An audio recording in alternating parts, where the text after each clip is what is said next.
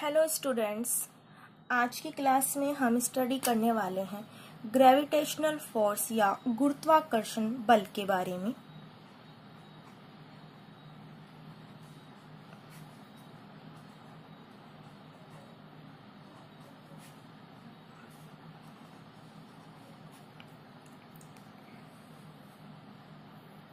गुरुत्वाकर्षण या gravitational force के बारे में न्यूटन ने सबसे पहले बताया। न्यूटन के द्वारा दिए गए इस ग्रेविटेशनल फोर्स या गुरुत्वाकर्षण बल को न्यूटन का सार्वत्रिक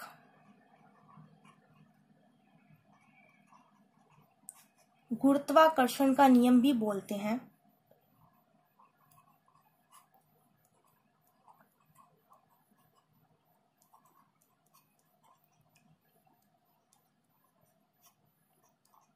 सार्वत्रिक या यूनिवर्सल इसको इसलिए बोला गया क्योंकि जो गुरुत्वाकर्षण बल है वो न केवल अपने पृथ्वी पर बल्कि पूरे यूनिवर्स में उपस्थित है, मतलब सभी जगह ये एग्जिस्ट करता है। इस नियम के अनुसार ब्रह्मांड में स्थित सभी द्रव्यमान कण एक दूसरे पर एक आकर्षण प्रकृति का बल लगाते हैं जिसे गुरुत्वाकर्षण बल कहते हैं। इस डेफिनेशन से कई इंपॉर्टेंट पॉइंट्स निकल कर आते हैं, जैसे ये गुरुत्वाकर्षण बल ब्रह्मांड में स्थित सभी कणों पर लगेगा जिनका कोई द्रव्यमान हो। सेकंड, ये एक आकर्षण प्रकृति का बल है, यानी इसकी प्रकृति कैसी हुई, वो हुई आकर्षण या इंट्रैक्शन वाली। इस डेफिनेशन को सही से समझने के बाद में ये रिजल्ट निकलता है कि ब्रह्मांड में स्थित सभी पार्टिकल्स जिनका कोई निश्चित द्रव्यमान या मास है वो सभी एक दूसरे पर एक प्रकार का बल लगाते हैं। इस बल की प्रकृति आकर्षण की प्रकृति होती है तथा इस बल को गुरुत्वाकर्षण बल कहते हैं। अब आपके लिए क्वेश्चन है कि क्या प्रकाश किरण पुंज में उपस्थित कण आपस में गुरुत्वाकर्षण बल लगाते हैं। आपको इस डेफिनेशन को देखना है, उसके अकॉर्डिंग इस क्वेश्चन का आंसर देना है। डेफिनेशन या न्यूटन के रूल के अकॉर्डिंग सभी द्रव्यमान कण एक दूसरे पर आकर्षण प्रकृति का बल लगाते हैं। तो प्रकाश जो है उसका जो किरण पुंज है उसमें उपस्थित कण फोटोन कहलाते हैं। और आपको पता है कि फोटोन एक द्रव्यमान विहीन कण है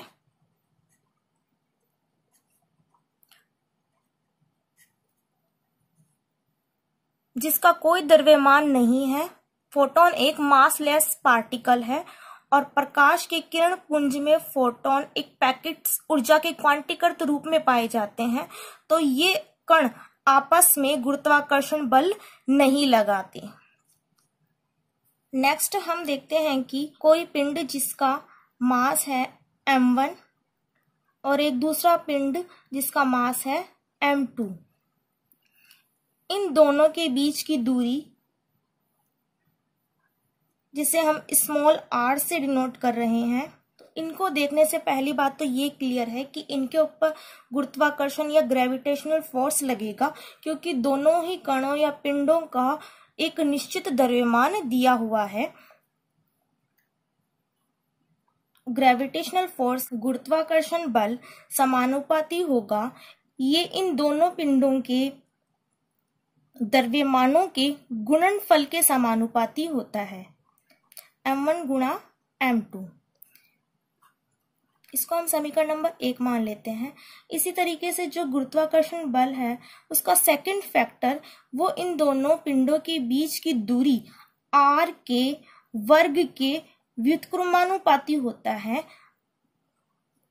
इसको हम समीकरण नंबर 2 मान लेते हैं। समीकरण नंबर 1 और 2 से रिजल्टेंट फोर्स ये निकल कर आता है कि F समानुपाती होगा m1 multiply m2 upon r square के। जब हम इस समानुपाती का चिन्ह हटाते हैं तो यहाँ पर एक कांस्टेंट लग जाता है। कांस्टेंट है capital G m1 m2 upon R square. ये कैपिटल जी गुरुत्वाकर्षण नियतांक कहलाता है।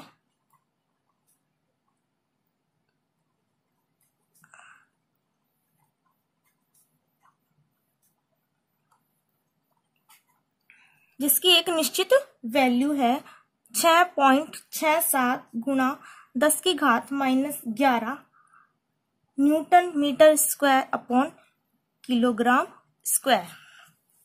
इसकी ये वैल्यू आपको ध्यान में रखनी है कि 6.67 गुणा 10 की घात -11, और ये आप इस फॉर्मूले की हेल्प से निकाल सकते हैं। F = G m1 m2 upon R square है। जी के मात्रक निकालने हैं तो जी को एक साइड में रखते हैं, बाकी सभी क्वांटिटी को दूसरी साइड में ले जाते हैं। F(r²) अपॉन m1 m2 = जी के। फोर्स का मात्रक होता है न्यूटन, आर यानी कि डिस्टेंस का मात्रक ऐसा ही पद्धति में होता है मीटर, तो आर स्क्वायर यानी कि मीटर स्क्वायर अपॉन में m1 और m2 दोनों ही द्रव्यमान को दर्शाते हैं, तो द्रव्यमान के लिए होगा किलोग्राम स्क्वायर = जी। तो यहां से ये निकल के आ जाता है जी के लिए मात्रक, जो हमने यहाँ पर काम में लिया है।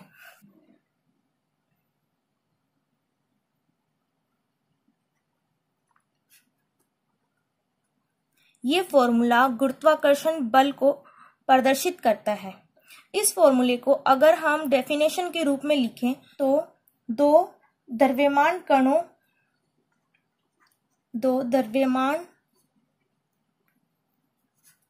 कणों या पिंडों के मध्य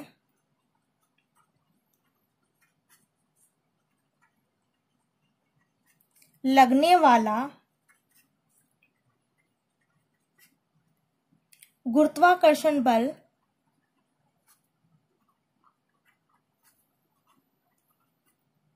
उनके द्रव्यमानों के गुणनफल के समानुपाती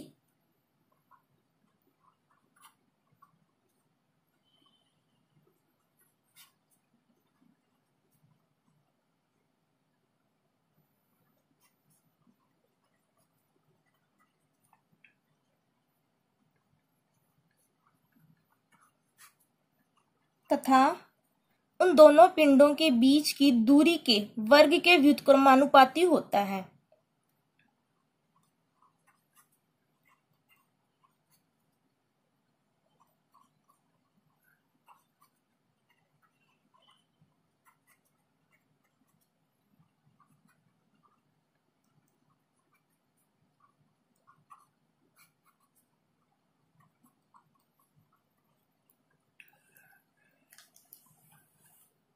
इसके बाद में आपके लिए क्वेश्चन है कि गुरुत्वाकर्षण बल सदिश है या अदिश।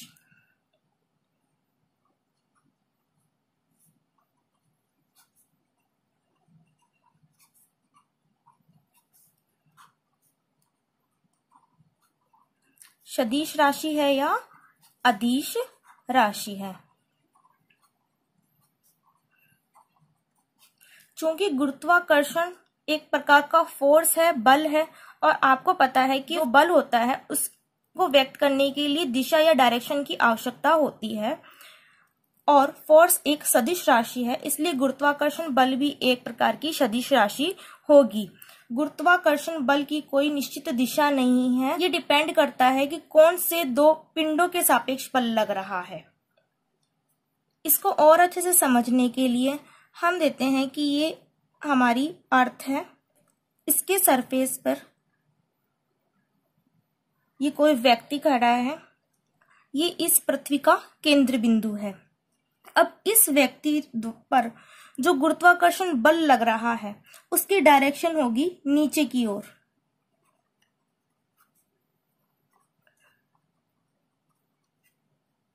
ऊपर आसमान में जो चंद्रमा है उससे इस व्यक्ति के ऊपर जो गुरुत्वाकर्षण बल लग रहा है उस बल की डायरेक्शन होगी ऊपर की ओर।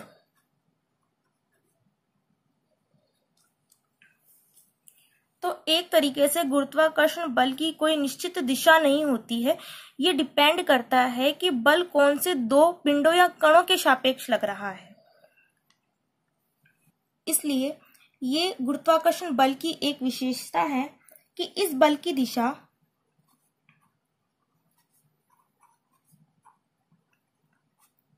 दोनों द्रव्यमान कणों को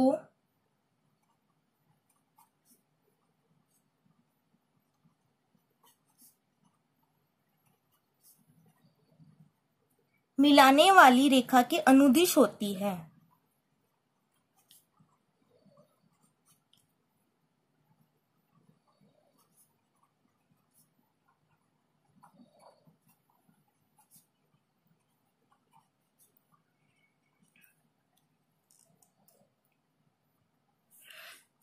इसके बाद में गुरुत्वाकर्षण बल की एक और विशेषता हम देखते हैं कि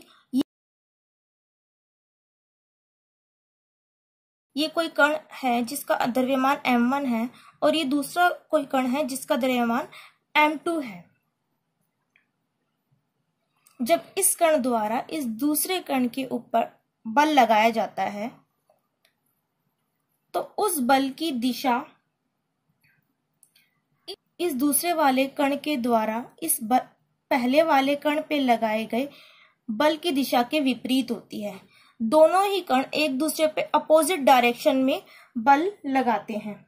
तो ये बोल सकते हैं कि इस पार्टिकल को हम 1 से डिनोट करते हैं और सेकंड पार्टिकल को हम 2 से डिनोट करते हैं। तो पहला जो फोर्स लग रहा है वो फर्स्ट से सेकंड की ओर लग रहा है और जो दूसरा फोर्स लग रहा है वो सेकंड पार्टिकल से फर्स्ट पार्टिकल की ओर लग रहा है। दोनों ही फोर्स आपस में इक्वल है लेकिन डायरेक्शन अलग अलग होने की वजह से इसके आगे माइनस का साइन लग जाता है। तो इसकी एक प्रॉपर्टी ये भी है कि दोनों द्रव्यमान कण एक दूसरे पर परिमाण में समान लेकिन दिशा में विपरीत बल आरोपित करते हैं। दोनों द्रव्यमान कण एक दूसरे पर परिमाण में समान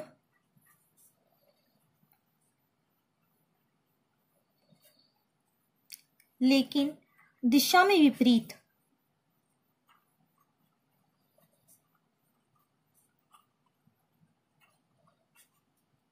बल लगाते हैं, जिसको आप इस फॉर्मूले की हेल्प से समझ सकते हैं। इसके बाद में इसकी एक लास्ट प्रॉपर्टी और देख लेते हैं जो बहुत ही इम्पोर्टेंट है। इस प्रॉपर्टी को समझने के लिए एक एग्जाम्पल की हेल्प लेते हैं कि सपोज करें कि आप एक किसी बाथटब के अंदर खड़े हैं जिसके अंदर पानी है।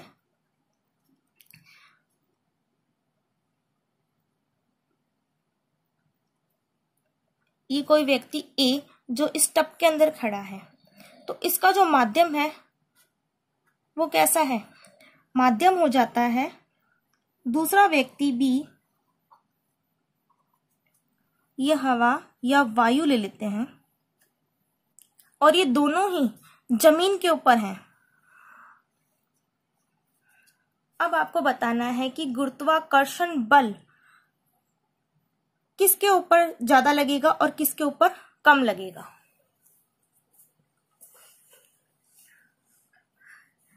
इसका आंसर है कि दोनों पे ही समान या बराबर मात्रा में गुरुत्वाकर्षण बल लगता है।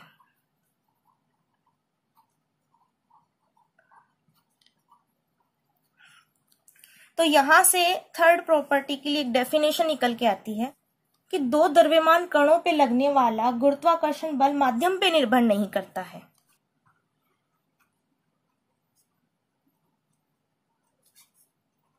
दो द्रव्यमान कणों पर लगने वाला गुरुत्वाकर्षण बल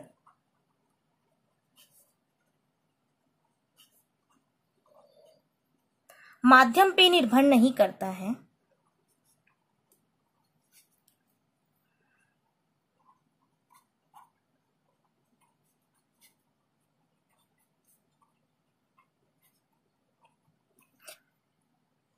माध्यम चाहे सघन हो या विरल हो, दोनों ही माध्यम में समान व बराबर गुरुत्वाकर्षण बल लगता है।